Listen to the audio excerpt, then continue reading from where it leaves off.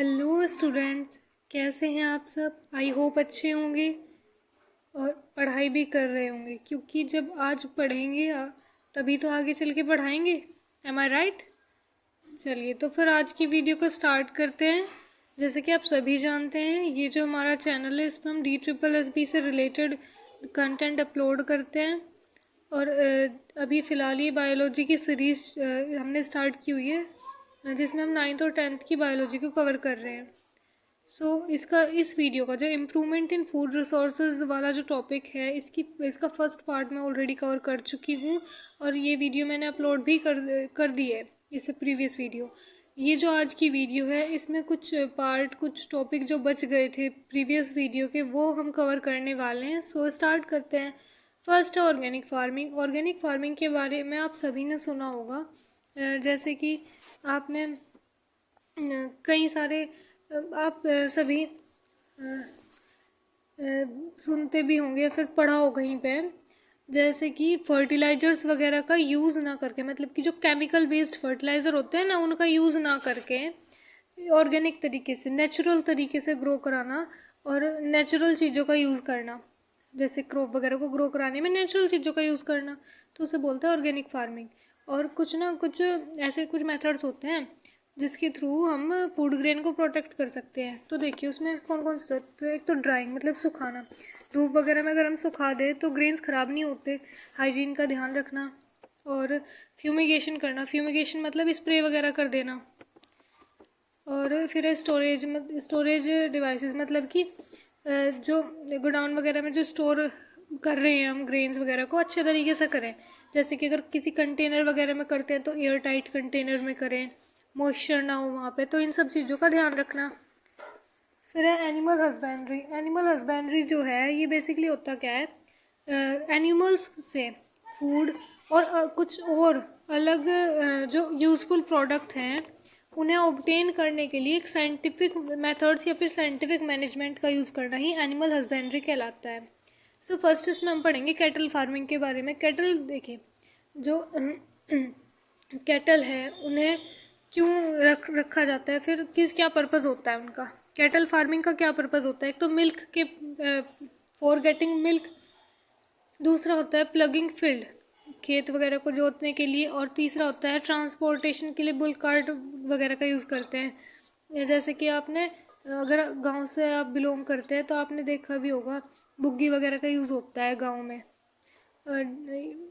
मतलब कि सामान वगैरह को, या फिर इन कुछ जैसे खेतों वगैरह तक जाते हैं तो वहाँ के लिए, तो मतलब ट्रांसपोर्ट के वे में यूज़ करते हैं एनिमल्स का भी। फिर है कैटल्स कितने तरीके के होते हैं, तो दो हैं, काऊ और बुफेलो। सबने आई थिंक देखा भी होगा और नाम सुना ही होगा। और काऊ का जो साइंटिफिक नेम होता है वो होता है बोस इंडिकस। बुफेलो का साइंटिफिक नेम होता है बोस बुबलिस। अब देखिए कुछ ना टर्म्स हैं इन से रिलेटेड, जो कैटल फार्मिंग है, और जो मतलब कि जितने भी कुछ साइंस में, आप सभी को पता है टर्म्स बहुत सारी होती हैं और हर एक चीज़ से रिलेटेड टर्म भी अलग होती है। सो आप इन टर्म्स को अच्छे से ध्यान रखिए, क्योंकि कई बार ना क्वेश्चन में कई बार इन टर्म्स का यूज़ हो जाएगा और आपको लगेगा पता नहीं कहाँ से कौन सा वर्ड आ गया, हमें तो पता ही नहीं लग रहा है इसका। और एक्चुअल में होगा क्या, बस आपने ध्यान नहीं दिया होगा। और कई बार ऐसा होता है कि क्वेश्चन में कोई ऐसी टर्म आ गई और आपसे फिर वो क्वेश्चन ना आते हुए भी नहीं हो पाएगा। तो इसलिए आपको क्या करना है, हर एक चीज़ को अच्छे से पढ़ना है। तो मिल्क एनिमल वो एनिमल होते हैं जो कि मिल्क प्रोड्यूस करते हैं। ड्रॉट एनिमल वो एनिमल होते हैं जो कि मिल्क प्रोड्यूस नहीं करते और एग्रीकल्चरल वर्क के लिए उन्हें यूज़ करा जाता है।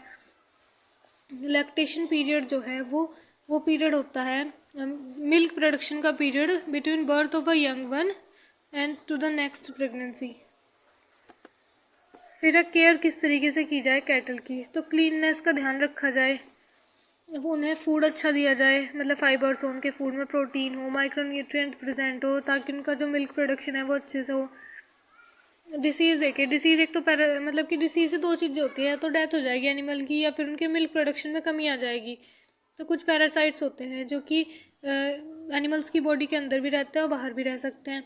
जो एनिमल की बॉडी के अंदर रहेंगे पैरासाइट, तो उन्हें तो एंडो पैरासाइट बोल लेंगे, और जो बॉडी के बाहर रहेंगे उन्हें एक्टो पैरासाइट बोल लेंगे। जो एंडोपैरासाइट होते हैं वो ऐसे स्टमक वगैरह में प्रेजेंट होते हैं, इंटेस्टाइन वगैरह में प्रेजेंट होते हैं और लीवर में कोई प्रॉब्लम वगैरह कर देते हैं। जो एक्सटर्नल पैरासाइट होते हैं वो स्किन में रहते हैं और स्किन डिसीज़ कर देते हैं।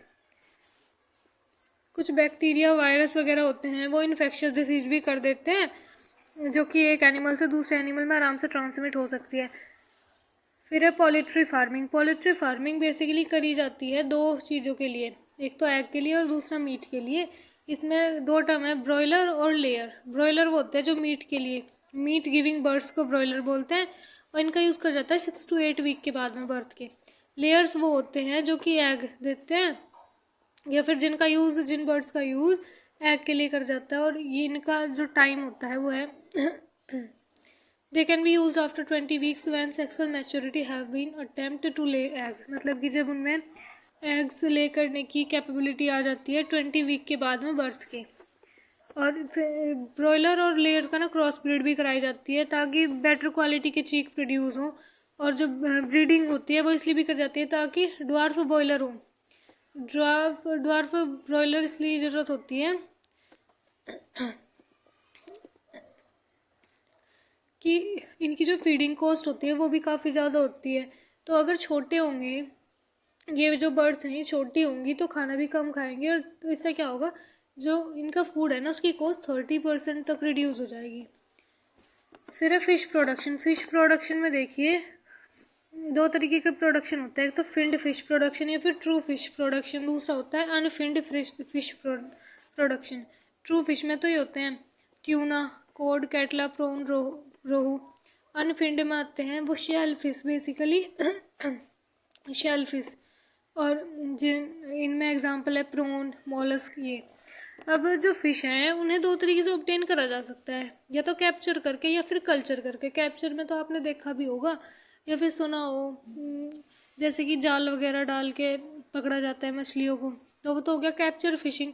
कल्चर फिशिंग में ये हो गया कि जो ह्यूमन है वो एक पर्टिकुलर एनवायरनमेंट सेट कर रहा है फ़िश की ग्रोथ के लिए, फ़िश के प्रोडक्शन के लिए, और वहाँ से फिर फ़िश उसे मिल रही है, तो उसे बोलेंगे कल्चर फिशिंग।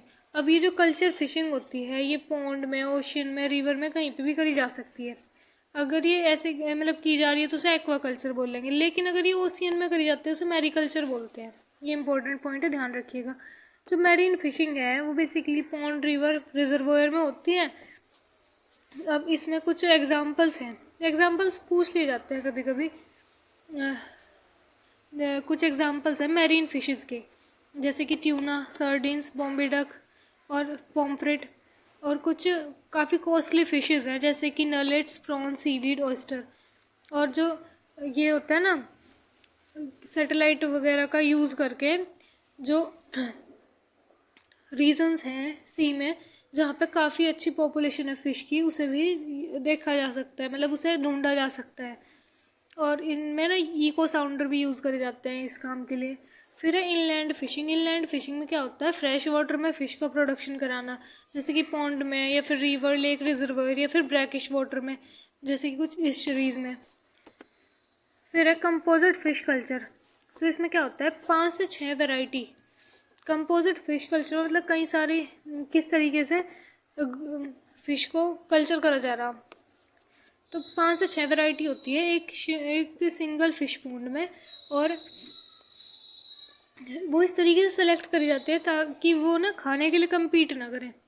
मतलब कि एक पर्टिकुलर फ़िश एक पर्टिकुलर तरह का खाना खा रही हो, उनकी ना अलग अलग फूड रिक्वायरमेंट हो, they should have different food requirement. क्योंकि अगर उनकी जो फूड रिक्वायरमेंट हो वो एक जैसी होगी तो क्या होगा, वो कम्पीट करेगी, और कम्पीट करने में जो कमज़ोर फ़िश होगी उसे उसकी ग्रोथ ही नहीं हो पाएगी वहाँ पे। फिर एग्जांपल इसके कैटला जो कि अब वाटर के अपर पार्ट में फीड करती है, फिर रोहू जो कि वाटर के मिडिल पार्ट में फीड करती है, फिर मृगल या फिर कॉमन क्रैप वो फीड करती है बॉटम में। एडवांटेज क्या होता है इसका, एडवांटेज एक तो यील्ड बढ़ेगी। प्रॉब्लम्स हो सकती है, प्रॉब्लम्स क्या क्या हो सकती है, प्रॉब्लम्स जो कई सारी फिशेज़ हैं वो मॉनसून के दौरान एग ले करती है, जिसकी वजह से जो फ़िश है वो इतनी तेज़ी से ग्रोथ नहीं हो पाती, due to which number of fish will not grow fast, so hormonal stimulation is used using this fishes can be made to reproduce any time. मतलब कि मॉनसून के टाइम पे बेसिकली फ़िश जो है वो एग ले करती है, लेकिन अगर ऐसा ही रहा तो फिर जो ओनर है कल्चर फ़िश जो फ़िश कल्चर जो करा रहे हैं उन्हें तो लॉस होगा। तो हार्मोनल स्टिमुलेशन का यूज़ करके जो फ़िश है उससे थ्रू आउट द ईयर किसी भी टाइम पर रिप्रोड्यूस कराया जा सकता है। फिर है बी कीपिंग। बी कीपिंग में क्या होता है, हनी बी की कीपिंग होती है, केयरिंग होती है और मैनेजमेंट होता है लार्ज स्केल पे, ताकि हनी मिल सके, शहद मिल सके और वैक्स मिल सके। कई सारे फार्मर जो हैं वो भी छोटी मोटी इनकम के लिए बी कीपिंग का सहारा लेते हैं, बी कीपिंग करते हैं। और जो बड़े बड़े फार्म्स वगैरह होते हैं बी कीपिंग के लिए उसे एपियरीज या फिर बी फार्म बोलते हैं। एपियरी बेसिकली होता क्या है, setting up of a number of bee hive in desirable location in a systematic manner. मतलब कि कई सारे ना मधुमक्खी के छत्ते बी हाइव एक सेट कर देना एक पर्टिकुलर एक सही लोकेशन पे, जिससे कि सिस्टमेटिक मैनर में पोलन एक तरीके से पोलन ट्रांसफ़र का काम हो और नेक्टर के कलेक्शन का काम हो। अब एग्जांपल हैं कुछ इंडियन वेराइटीज़ के बी के जो इंडियन वेराइटीज़ हैं उनके तो है एपीस कैराना इंडिका जिसे कि इंडियन बी भी बोलते हैं, डोरसेटा जिसे कि रॉक्सी बोलते हैं, फ्लोरल जिसे लिटिल बी बोलते हैं। कुछ एक इटालियन वैरायटी है मेलिफेरा जो कि इंडिया में कमर्शियली लार्ज स्केल प्रोडक्शन के लिए यूज़ कर जाते हैं, क्योंकि इसकी ना काफ़ी अच्छी खासियत है वो है कि इसका एक तो हनी कलेक्शन जो कैपेसिटी है वो ज़्यादा है, ये फास्टली रिप्रोड्यूस करती है, ये मतलब काटती कम है, स्टिंग इसमें कम होते हैं और ये हाइव में काफ़ी लंबे टाइम तक के लिए रहती है। अब जो हनी होता है वो क्या है, वो एक डेंस स्वीट लिक्विड है और ये ना मेडिसिन्स में शुगर की तरह यूज़ कर जाता है, मेडिसिन के साथ भी यूज़ कर जाता है और कई सारी मेडिसिन्स में भी यूज करा जाता है और ये काफ़ी अच्छा सोर्स है एनर्जी का। फिर है पेस्टोरेज। पेस्टोरेज क्या है, it is the availability of flowers to the bee for nectar and pollen collection. ये बेसिकली है कि जो बी है, बी को नेक्टर की रिक्वायरमेंट होगी और पोलन को ट्रांसफ़र करती है हनी बी। तो जो पेस्टोरेज है वो है कि उस पर्टिकुलर लोकेशन में जहाँ पे बी हाइव वगैरह प्रेजेंट है या फिर बी कीपिंग की जा रही है वहाँ पे फ्लावर्स भी प्रेजेंट हो, ताकि नेक्टर के लिए उन्हें दूर न जाना पड़े बी को और पोलन कलेक्शन मतलब वहीं पे हो पाए। जो पेस्टोरेज है, pasturage of flower is a type of crop flower और other plant from which bee collect nectar and pollen to produce honey. Honey को प्रोड्यूस करने के लिए नेक्टर और पोलन को कलेक्ट करती है बी।